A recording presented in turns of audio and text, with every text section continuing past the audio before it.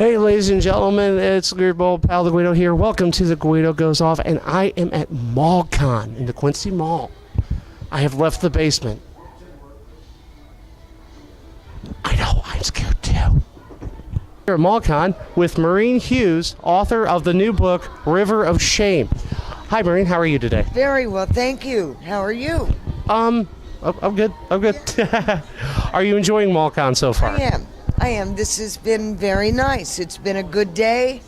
Everybody's come out, and I understand tomorrow will even be better. So that's what we're all hoping. So, your new book, River of Shame, can you tell us a little bit about it? River of Shame came out in late 2017. It is an in-depth look at the Quincy godfather, Ted Crowley. Ted was known to be a great guy. He paid medical bills for people, provided soup and food, soup kitchens and food for students, for kids, and he was also a murderer. He ran prostitutes up and down the Mississippi River, even sold them, or some of them, to Cuba. It is well known that 3 Quincy girls that were part of his prostitute group never returned after being in Cuba. He had a contract with the Pan Am Airlines to transport the girls to Cuba and bring back Cuban girls. So he had a good business going and utilized the Mississippi River for a lot of it. Wow. Yeah, sounds like a interesting guy. Nice meeting you. But again, so what prompted you to become an author? I have been writing since I was 13. I entered an essay contest and won. And I was 13. It just didn't mean much to me at the time. Then I went through the police academy, took criminal justice in college, and as a minor, I took journalism because I did enjoy writing. So. And so, basically, your genre is true crime. Yes. True crime. Yes, true crime. All 3 books that are currently out are all Illinois-based true crime stories. Okay, because I noticed we also have a couple of other ones here. We have Sins of the South. That was a 56-year-old cold case that I solved.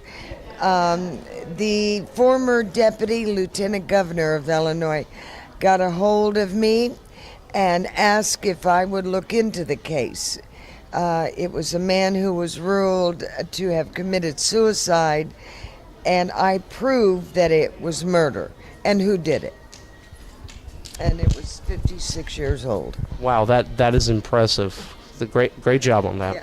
And we also have another one, The Countess and the Mob. Can you tell us a little bit about this one? Yes, that is about the L.A. mobster, godfather of L.A. actually, who was very well acquainted with the newspaper owner in Champaign, Illinois. The name of him was Johnny Roselli. He went on to be one of the assassins of President John F. Kennedy. So was he the second gunman? I'm sorry? Was he the second gunman on the grassy knoll? Oh, actually, no. He was down in the storm drain. And I brought this up years ago, and it's just now coming back where there's thinking, okay, it was very possible. When I said all along, that's where the third assassin was. Wow, that's incredible. Clearly, you've done your research on these, and of course, one you actually helped solve. So, and who says Illinois is boring? The 3 books, The Countess and the Mob, the Sins of the South, and the new one, River of Shame, by Maureen Hughes. Maureen, where are people who can't necessarily make it to MallCon able to get these? They can get them on Amazon.com. If they want them signed, get a hold of me. My email is maureenhughes@yahoo.com. I can send you a signed copy of either or. Well, thank you very much for your time. Maureen Hughes here at MallCon, thank you very much. Thank you. So you, sir, what is your name? Paul Weir. Paul Weir. Paul Weir. Wait, I think we might know each other. Yeah, we might. It was a long time ago. You probably don't I've gone through some changes. Me too. I had more hair back in. And my skin got a little scaly. Yeah. So how you been? I'm doing good. How are you? I'm doing excellent. It's been a good day, very profitable day. I can tell you that. Okay, so is this just basically you're selling your collection here? Yes, I'm working on it. I still got my personal stuff at the house. This is just overfilled that I need to get rid of, and I got child support due. Help a brother out. Yes, please. Please bring your money to Quincy, Illinois, and spend it here. We want your money. And local money's better than outside money. Keep our money local. Shop local. I always promote shopping local. Yes. So you got quite a bit of stuff here. Can you guys give it just a quick rundown? We got G.I. Joes from the 80s. We got Ninja Turtles over here. We have vintage board games over there. We got posters. We got even one of the posters from the moon landings right here, as you can see. Very rare.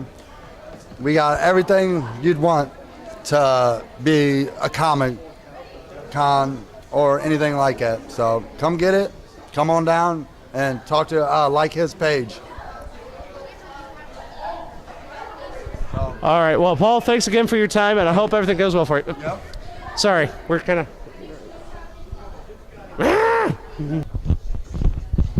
Sure, it's still locked. Okay. I am here with Frank Reed, the promoter of Rampage Championship Wrestling. Frank, how are you doing today? Doing fantastic. Been a great morning and a great afternoon here at the mall in Quincy, Illinois. A lot of neat fans here. Been here early, going to be here late to 9 o'clock tonight. Wow. Yep. You're going to be here for a while. And you, sir? I'm Lonnie Bamberger, referee for RCW. We're out here seeing all the great fans. Hope everybody comes out tomorrow and just cheer for your whoever your favorite wrestler is. That's tomorrow at 12 o'clock. 12 o'clock to 1:30 here at the mall. Go ahead. I'm sorry. Oh, no. That's perfect. Oh, no, it's perfectly fine. Perfectly fine. Okay. That's what we're here to talk about is the big event. We've got, from noon to 1:30 in the Burgers parking lot. Rampage Championship Wrestling going to put on a show for everyone. Absolutely free. It's a free show tomorrow in the parking lot right here at the mall. Beautiful mall. Oh, yeah. Thank you very much. And so you're going to be doing some officiating? Yes, I will be. I'll make sure everybody does what they're supposed to and doesn't get out of line. Are you replacing the blind grandpa? I'll have to speak with the boss on that. Is he replacing the blind grandpa? Yes, believe it or not, you're going to be very surprised when you see what he is doing in the show tomorrow. Oh, wow. Big surprise. Big surprise. That in itself is worth the price of admission, but tell us a little bit about who we're bringing in for the show. Well, Douglas O'Shea, everybody's favorite Irishman, and one half of our tag team champions will be here with Brady Shadows, and of course their manager, Jonathan, whatever his name is. He's a pain in my butt, to tell you the truth. Of course, Chaos is going to be here. Chris Riot's going to be here. Our heavyweight champion, War, is negotiating to be here as well. Dirty Dick Brody, who is our new U.S. Illinois champion, is going to be here. And a few new young talents. Jeff Steeples is going to be here, a local boy from Quincy, Illinois, who's got a lot of talent, a lot of possibilities of where he's going to go in the organization. Some other JCJ. Sid Holland, another local boy, definitely is going to be here. However, wrestling might be tough. He just injured his knee a few weeks ago at Litchfield in a big show over there, and it's questionable as far as tomorrow, but he will be here. A lot of other surprises as well. Yeah, Sid, friend of the show. You saw him in our MallCon interview. It is unfortunate, but he will still be here. Is that correct? Definitely so. Sid's a big part of the organization. He's got a lot of talent, and actually he was slated to go for one of the titles coming up in July, but he's on the mend right now, and the biggest thing right now we got to do is get him back in physical shape, and then things can fall in place for him. A lot of talent. He'll be back and just as good, maybe even better than ever. I hope so. I mean, he's got a lot of talent. Shows not just the talent, but the heart and desire. And he's a good down-to-earth person, and to be a good wrestler, you got to be down-to-earth and be able to communicate with everyone. And Sid communicates really well. And once again, get that knee back in shape. Boom, we'll be ready to go. Exactly. So one of the things we wanted to discuss. Prior to RCW coming to Quincy, we hadn't had professional wrestling in Quincy in 19 years. I believe it was Harley Race's WLW organization. What year was that, did you say? I think it was like 1997. Wow. Or 99. I'm sorry, 99. You're right, because that's when the organization started. WLW started in 1999. And you finish your comment, and then I'll tell you a little story. Go ahead. But again, actually, that was leading to my next question. What brought you to Quincy? What brought me to Quincy? Should I say the mall did? It probably wouldn't hurt. Okay. Well, I'm sure it was a big sale that we saw on the internet. No, actually, one of my wrestlers referees, and I'm not going to indulge the name, actually lives in Hannibal. Oh, really? Yes. And he made a proposal to the organization, Oakley Lindsay Center, about, I know a guy that promotes wrestling. That's how it developed. And once again, just by that person making the contact, look what it has led to. And the point that I want to make about that is, like I do with my wrestlers, you never know in life who you're going to meet and what that person is going to do in your life and other people's life. So this fella just made a comment, and look what has happened. Exactly. You've run 2 shows. This one will be your 3rd here in Quincy. Yes, it will be. And, of course, next month, July 21st, River City Rampage. That's right. It's going to be a big show. Each show we've had about 550, 560 people at. So we're looking to shoot for 800. That's my goal on the 21st, with bringing in Hall of Famer Cowboy Bob Orton. The ace himself. Is he going to be bringing his cast? I understand it's finally healed. Oh, yeah, it only took like 40 years. Yeah, right. But I think he brings a cast with him that you can take pictures with the cast for only $2. So, again, yeah, that is great. Having a WWE Hall of Famer to help. And like I said, and Quincy, look, let's make it 1,000. Let's fill this place. Ooh, wouldn't that be something? Let's fill this place. It's a great show, family friendly. Bring the kids. Exactly right. You know, they'll sell you the whole seat. You only need the edge. Real quick story about Harley Race. When he started WLW in 1999, I had a wrestler wrestling with me. He had been doing security and just started getting his feet wet in the ring. Actually was working in my backyard training. And I said, you need to go to Harley Race. He goes, why? I said, you're 19 years old. You're not married. You have no family. You have no job, no responsibilities. Go to Harley. You have the talent. He went. When he was wrestling with me and wrestling with Harley, his name was Trevor Rhodes. And then it changed to Trevor Murdoch. So Trevor Murdoch actually started in my backyard. And we came up with the name when he was working out in the ring, and he did the elbow. And I said, Dusty Rhodes. So that's where his name of Trevor Rhodes came. Well, when he went to Harley, he wrestled as Trevor Rhodes for a while. But then when he went to WWE, they changed it to Trevor Murdoch. So he started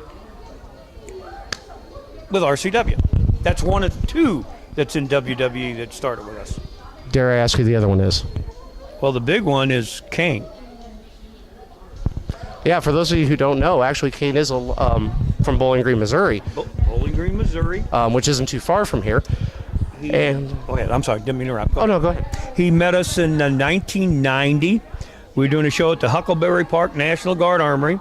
And the guys from my wrestling organization comes in the locker room. Frank, this guy on here wants to be a wrestler. Yeah, right. Everybody wants to be a wrestler. no, come out here now. Well, I did, and of course looked up to him, and he got actually drafted by the Chicago Bears. His knee blew out on him. He went back home to Bowling Green, and he wrestled with us through early '93. And he was going down on Mondays to meet Jerry Lawler in wrestling in Memphis. And after that, that's it. But he wrestled. We all know the story after that. He wrestled as Angus King with us, and his first gear outfit, he didn't even have boots. He had black duct tape wrapped around his legs as his wrestling boot. I have pictures. Everybody come tomorrow. I can show you the pictures. That alone would be worth it. And like I said, we're just giving this away. Yeah, we'll give it away. And then the other wrestler is Evan Bourne. Oh, yeah, Matt Seidel. Yep, he started in Carlinville when I lived in Carlinville, Illinois, in our ring working out, and he was 16, 17-year-old kid, and he wrestled with me a couple years and went on to other things too. And then there's a referee in WWE. He's got jet black hair. He's one of their main referees. His name is John Cone. Oh, yeah. And his son was in... His son, for those of you who don't know, his son was Nicholas. That's right. Yes, now officially, now officially the youngest WWE champion of all time, breaking Paige's record. I don't think that's going to be broken. No, I don't think so either. Do you think they'll let a 7-year-old wrestle in WWE? Well, with his tag partner, come on, he can't lose. Yeah. If you got Braun Strowman as your tag partner, who's going to stop you? But John started reffing with me in Boonville, Missouri. So once again, it's kind of neat to know 3 wrestlers have gone on and a referee as well. Pretty cool.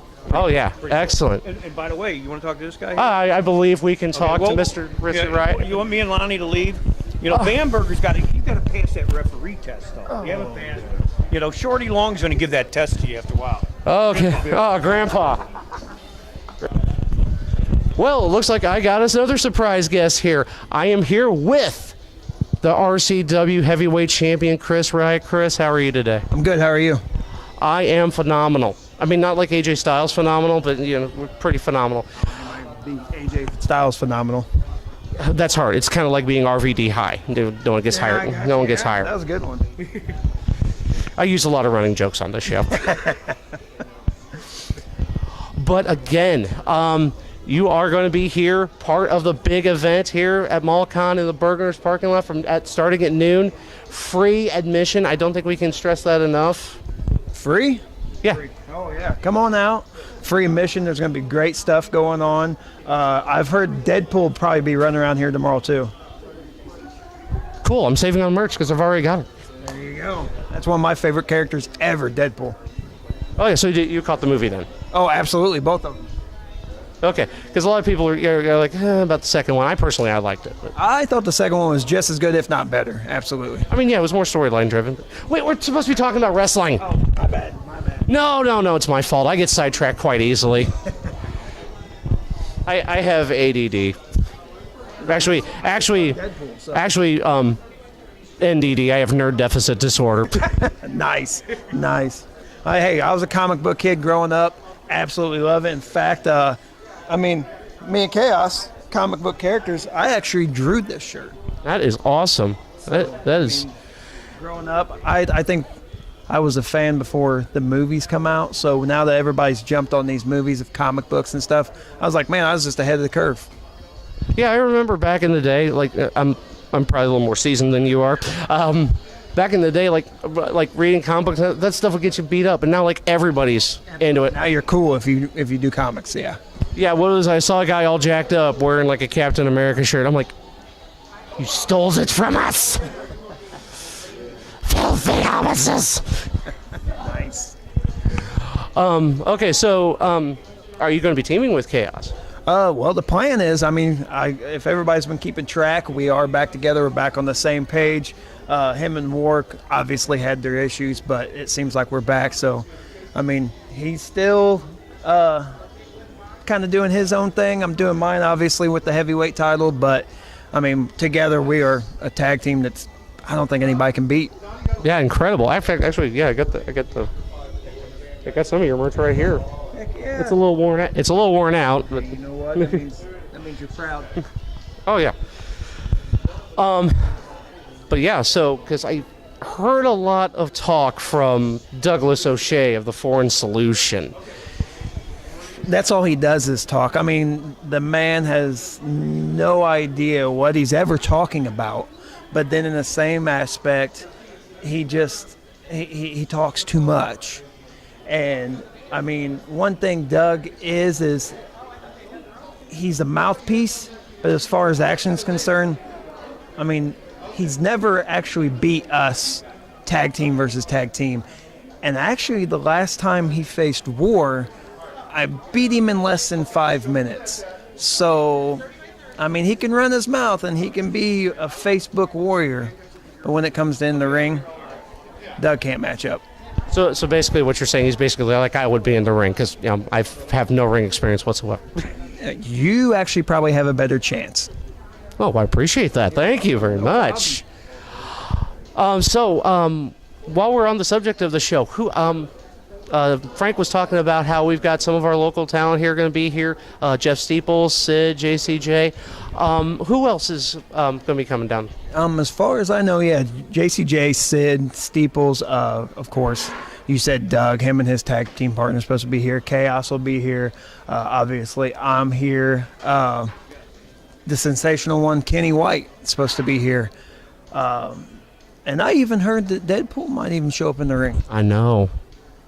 Deadpool's going to wrestle. I think this is the first time in like the history of professional wrestling that the Merc with a Mouth will be in a wrestling ring. So that alone is worth it. Absolutely, absolutely. And, you know, if he kind of gets his way, I could see him going after Doug, too. Excellent, excellent. So we've got a lot of action coming to you. It's going to be from starting at noon in the Burgers parking lot. Just look for the ring. It should be hard. It should be easy to find. The ring. Yeah, absolutely. You can't miss the wrestling ring. Well, again, Chris Riot, thanks again for your time. Thank you for having me. Thanks for everybody come out, enjoy. If you're a comic book fan, come out here and enjoy stuff. MallCon, all that. If you're a wrestling fan, RCW, just come out and enjoy the day with us and with everybody else. Oh, sorry. Sorry, kind of, sometimes my skin condition creeps up on me. Oh, boy. That's not, hey, you know what? I have one too. My face turns blue. I mean, thankfully, Bath and Body Works is like right way over here, so I might have to go get some lotion. Nice. Well, short arm syndrome, T-Rex. Ah, there you go. This is what you got me dealing with. For the record, I was given carte blanche and I'm abusing it. Nice. Hey, there's my title. Thanks, Frank. I knew you were a promoter for 40 years for some reason. And here I thought I'd be worried I'd be embarrassed, because does it look like I got something on my face? Just a little meat between the teeth. You're good. Oh, okay, good. You look nice. Yeah, okay, yeah. Definitely still better looking than Douglas O'Shea. Whoa! I'll make sure to floss before Saturday, all right. He doesn't, so you shouldn't have to. But again, Chris Riot, thank you very much. Thank you. Thank you for being a good sport. Right here. Thank you. Thank you very much. Well, hello, sir. What is your name? I'm Nick Mercer. And we've got a lot of video game stuff here. Yes, we do. I've been collecting for a while now and just decided to come out here and put it on display for sale. So. I'm not seeing any Jurassic Park. That's because it already sold. We had Jurassic Park out here. You missed out.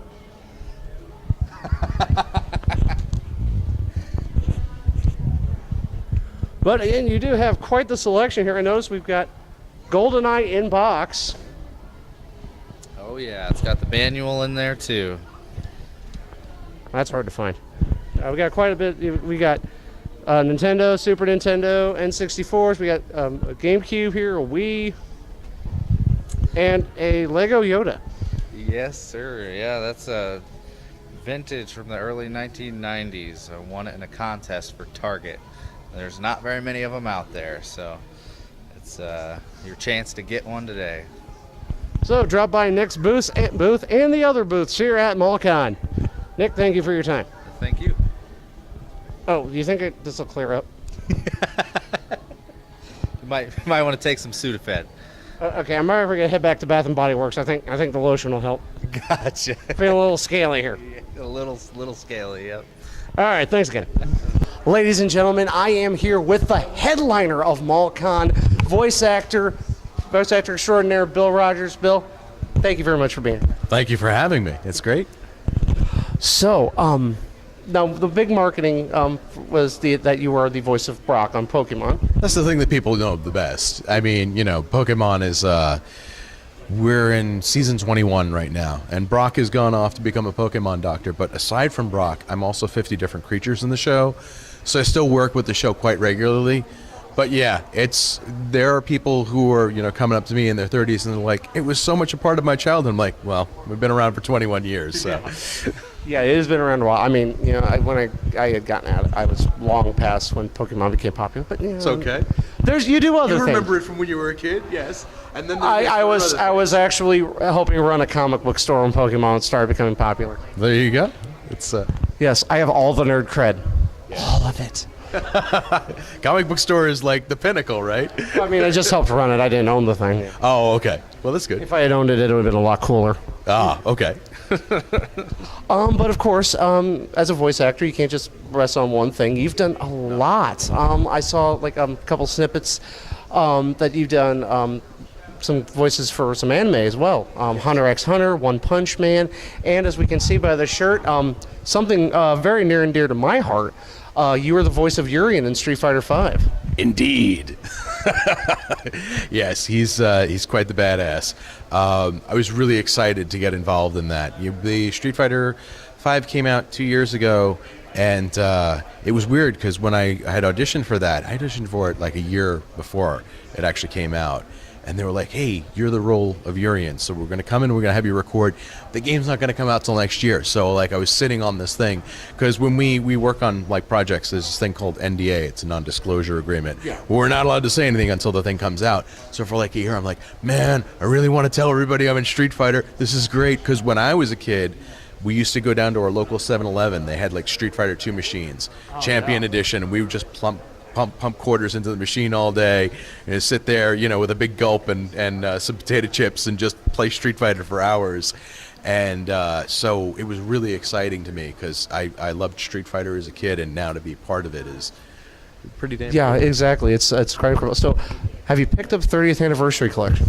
Yes, I have. I'm not as good as I used to be, but I've been playing through Street Fighter 2 and 3, and because back then 3 was like an arcade cabinet thing, and that was where Urian had originally started, and it was mostly just battle reacts and stuff. But it was cool to be the voice of Urian in 5 because they really kind of fleshed out the character, and now with the newer technology, there's all these story modes and cinematic moments and things, so like really make Urian into like a really fully figured character. I know exactly, because Urian was like kind of the heavy in 3, but like here now it's like in 5 it's just a huge joining of forces against whatever Bison's doing, because Bison's an ass. Everybody's trying to stop Bison. Urian's not exactly a good guy, but he's still after him as well. It's bad taking on worse. Exactly. It's which bad guy is going to be the new bad guy. Now, I don't think a lot of people know exactly what a voice actor does. They think you just walk into the studio, stand in front of the mic, yammer a few things, cash check. There's more to it than that. Yeah, there's a couple more steps to that. Actually, I had a couple people ask me today at my table what it takes to be a voice actor, and really the thing is that there's two very important parts of voice acting. It's voice and acting, and actually the most important part of it is the acting part of it.